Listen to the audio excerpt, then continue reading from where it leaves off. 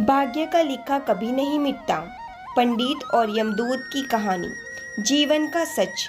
एक बार की बात है, एक पंडित बहुत ही ज्ञानी विद्वान अपने बचपन के एक गरीबी दोस्त से मिलने जा रहा था, जो बचपन से ही विकलांग था।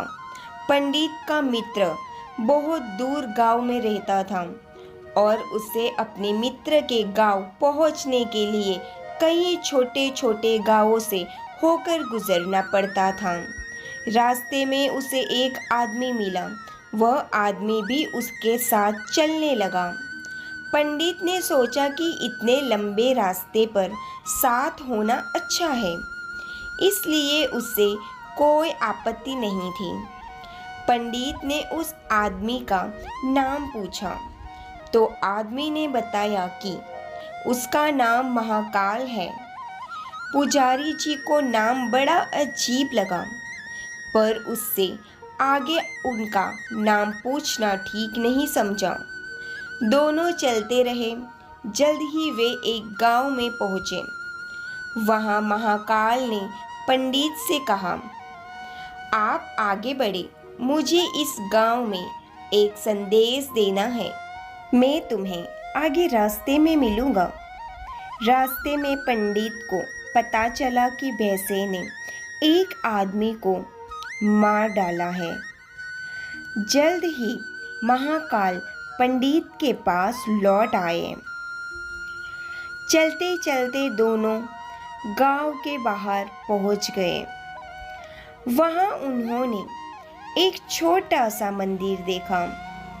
वहां ठहरने की व्यवस्था ठीक लग रही थी और पंडित के दोस्त का गांव भी दूर था, इसलिए उन्होंने वही रात्रि विश्राम करने का निश्चय किया।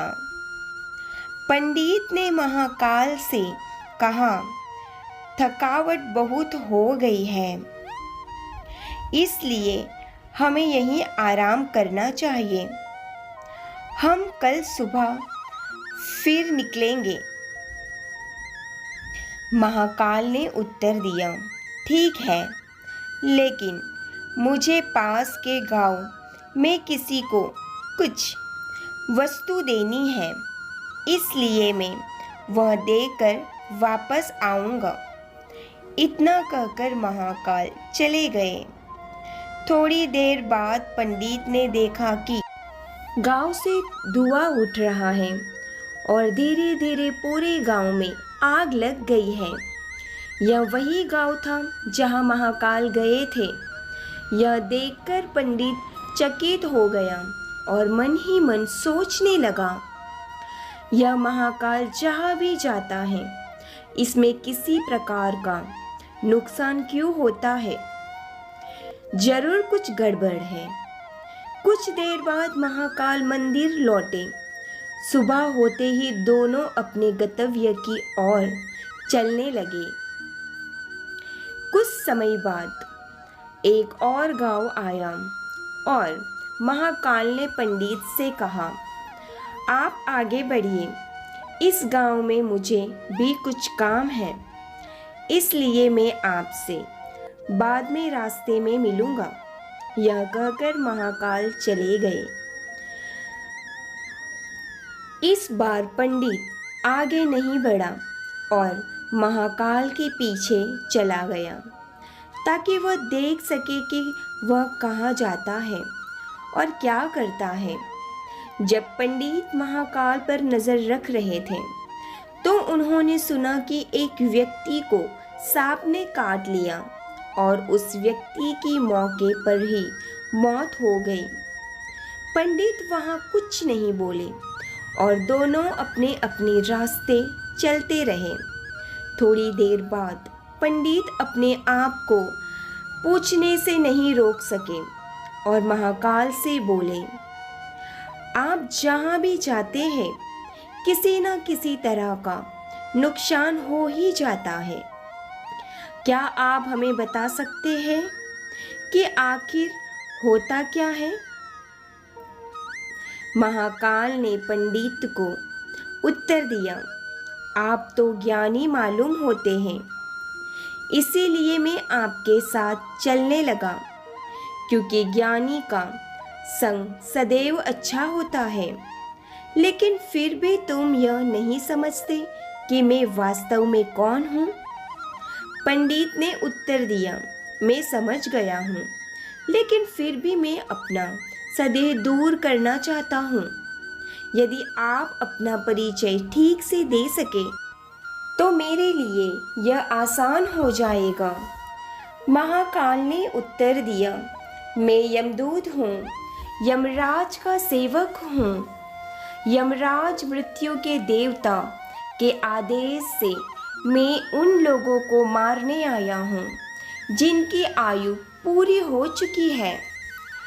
हालांकि पंडित के पास पहले से ही यह विचार था, फिर भी इसके बारे में सुनकर वो थोड़ा घबरा गया। फिर भी उसने पूछा, यदि ऐसा है तो मुझे बताओ कि अगली मृत्यु किसकी है? महाकाल ने उत्तर दिया, अगली मृत्यु तुम्हारे मित्र की है, जिससे तुम मिलने जा रहे हो, और तुम उसकी मृत्यु का कारण बनोगे। यह सुनकर पंडित अवाक रह गया और बहुत निराश हुआ। उसने मन ही मन सोचा, अगर महाकाल ने जो कहा वह सच है तो मेरे दोस्त मर जाएगा, और वह भी मेरी वजह से। मैं उसकी मौत का कारण नहीं बनना चाहता। मुझे उनसे मिलने उनके गांव नहीं जाना चाहिए।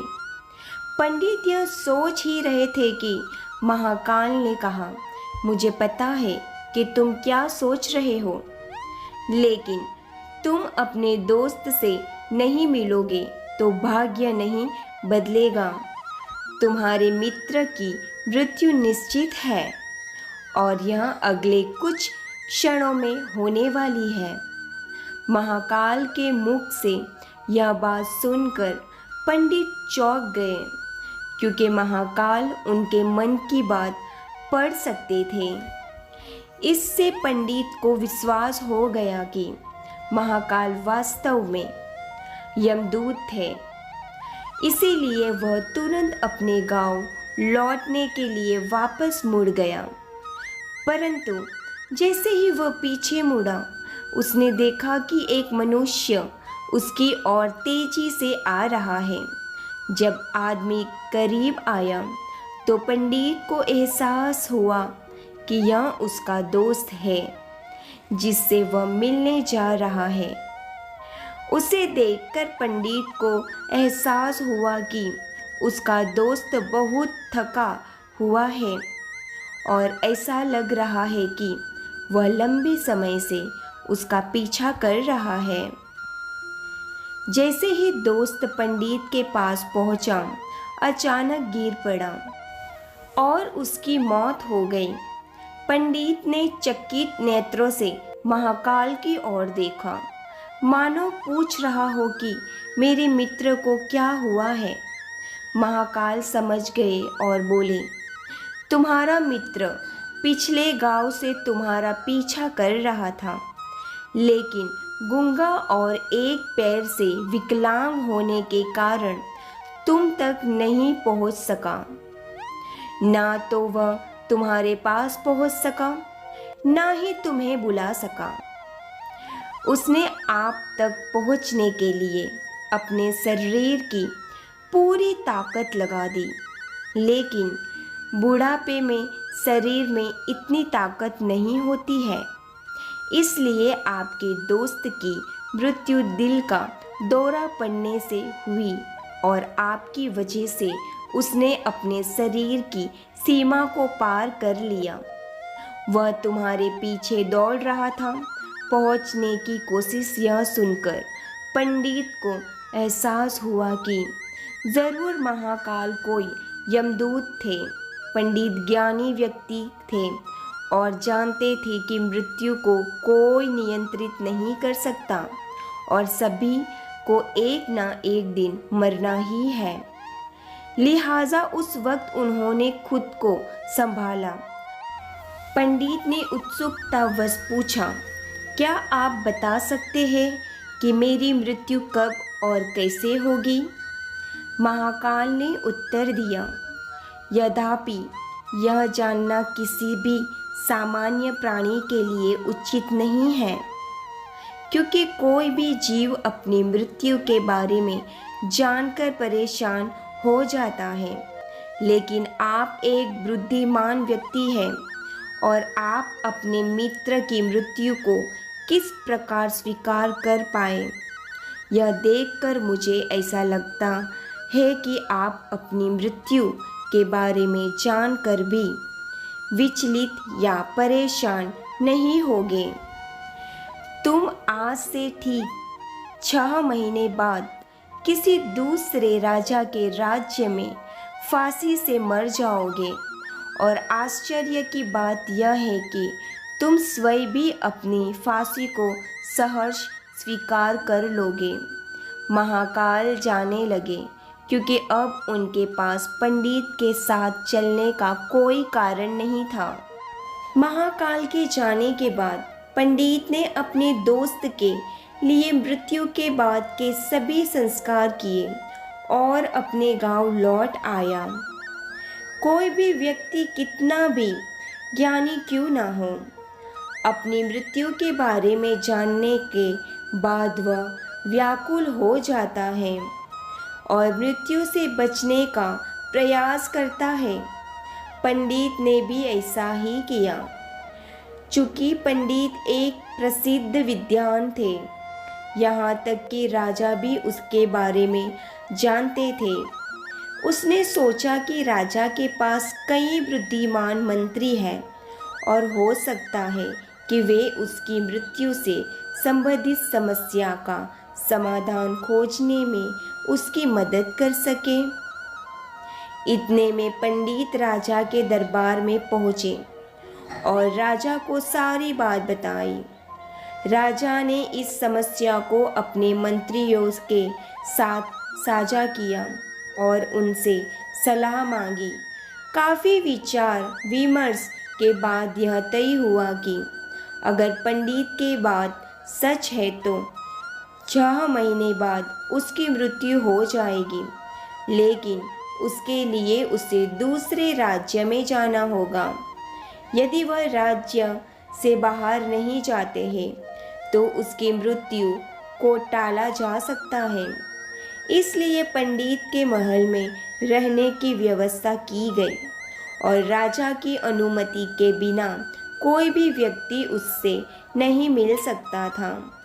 लेकिन पंडित को कहीं भी जाने की इजाज़त थी, ताकि उससे ऐसा ना लगे कि वह राजा की कैद में है। हालांकि पंडित को अपनी मर्जी से जाने की अनुमति थी, फिर भी वह डर के मारे बाहर जाने से कतराता था। धीरे धीरे समय बीतता गया। मृत्यु के दिन से एक दिन पहले पंडित डर के मारे जल्द से सो गया, ताकि वह रात और अगला दिन जल्द से बीत जाए और उसकी मृत्यु टल जाए। लेकिन पंडित को नींद में चलने की आदत थी, जिसके बारे में उन्हें खुद नहीं पता था। सोने के बाद वह नींद में चलने लगा। वह उठा और अपने कमरे से बाहर चला गया और महल के घोड़े के अस्तबल की ओर चला गया।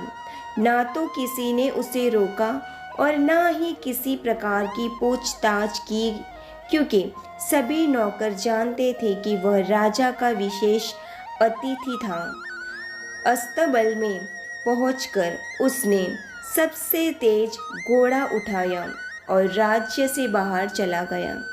बेहोशी की हालत में दूसरे राज्य में पहुंच गया। इतना ही नहीं, वह दूसरे राज्य के राजा के महल में पहुंचा।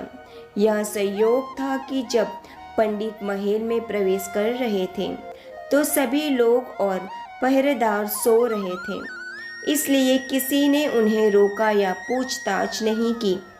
पंडित सीधे राजा के शयन कक्षा में गए, जहां राजा और रानी सो रहे थे, और बिस्तर पर रानी के बगल में सो गए। जब सुबह हुई तो राजा उठा और पंडित को रानी के बगल में सोता देखा। राजा बहुत क्रोधित हुआ और पंडित को गिरफ्तार कर लिया गया। पंडित को समझ नहीं आया कि वह दूसरे राज्य में कैसे पहुंचा और सीधे राजा के शयन कक्षा में प्रवेश कर गया। कुछ समय बाद राजा का दरबार लगा और पंडित को राजा के सामने पेश किया गया। जब राजा ने पंडित को देखा तो वह इतना क्रोधित हुआ कि उसने पंडित को फांसी देने का आदेश दे दिया। फांसी की सज़ा सुनकर पंडित काँप उठा। फिर उसने अपने आप को शांत किया और राजा से कहा, महाराज, मैं नहीं जानता कि मैं इस राज्य में कैसे पहुंचा। मुझे जो याद है वह यह है कि मैं अपने राजा के महल में सो गया था। मैं यह भी नहीं जानता कि मैं तुम्हारे शयन कक्षा में कैसे आया और चला गया। ना तो किसी ने उसे रोका और ना ही किसी प्रकार की पूछताछ की, क्योंकि सभी नौकर जानते थे कि वह राजा का विशेष अतिथि था। अस्तबल में पहुंचकर उसने सबसे तेज घोड़ा उठाया और राज्य के बाहर चला गया। बेहोशी की हालत में दूसरे राज्य में पहुंच गया। इतना ही नहीं, वह दूसरे राज्य के राजा के महल में पहुंचा। यह संयोग था कि जब पंडित महल में प्रवेश कर रहे थे तो सभी लोग और पहरेदार सो रहे थे, इसलिए किसी ने उन्हें रोका या पूछताछ नहीं की। पंडित सीधे राजा के शयन कक्षा में गए, जहां राजा और रानी सो रहे थे, और बिस्तर पर रानी के बगल में सो गए। जब सुबह हुई तो राजा उठा और पंडित को रानी के बगल में सोता देखा। राजा बहुत क्रोधित हुआ और पंडित को गिरफ्तार कर लिया गया। पंडित को समझ नहीं आया कि वह दूसरे राज्य में कैसे पहुंचा और सीधे राजा के शयन कक्ष में प्रवेश कर गया। कुछ समय बाद राजा का दरबार लगा और पंडित को राजा के सामने पेश किया गया। जब राजा ने पंडित को देखा तो वह इतना क्रोधित हुआ कि उसने पंडित को फांसी देने का आदेश दे दिया। फांसी की सज़ा सुनकर पंडित काँप उठा। फिर उसने अपने आप को शांत किया और राजा से कहा, महाराज, मैं नहीं जानता कि मैं इस राज्य में कैसे पहुंचा। मुझे जो याद है वह यह है कि मैं अपने राजा के महल में सो गया था। मैं यह भी नहीं जानता कि मैं तुम्हारे शयन कक्ष में कैसे आया और तुम्हारे राज्य में किसी भी पहरेदार ने मुझे क्यों नहीं रोका। लेकिन मुझे पता है कि मुझे आज मरना था और यह हो रहा। राजा को यह बात थोड़ी अजीब लगी। उसने पूछा, तुम्हें कैसे पता चला कि तुम आज मरने वाले थे? जवाब में पंडित ने उन्हें पूरी कहानी सुनाई और कहा, कोई आम आदमी राजा के सामने बैठने के बारे में सोच भी नहीं सकता।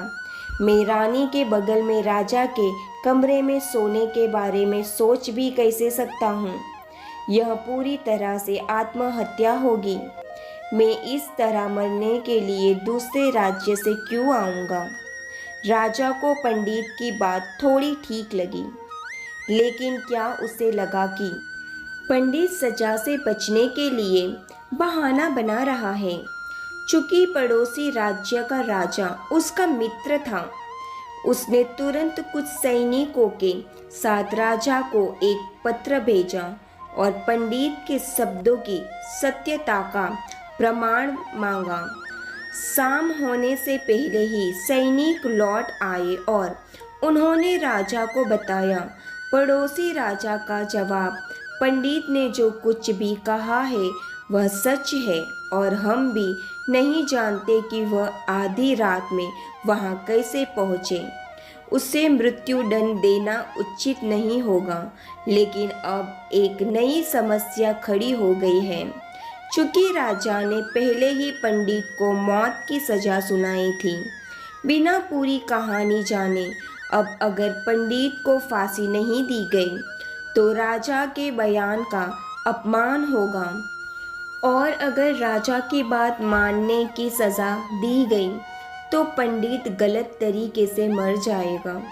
राजा ने अपने मंत्रियों से इस बात का जिक्र किया और काफ़ी चर्चा के बाद वे इस नतीजे पर पहुँचे और कहा, तुम्हें पंडित को सूती धागे से लटका देना चाहिए। इससे आपके शब्दों का सम्मान बना रहेगा और पंडित की मृत्यु नहीं होगी, क्योंकि वह एक धागे से फांसी पर नहीं मर सकता है। राजा को यह विचार उचित लगा और उसने वही आदेश दिया। सूती धागे का फंदा बनाया गया और राजा के कहे अनुसार पंडित को फांसी देने की सजा सुनाई दी गई।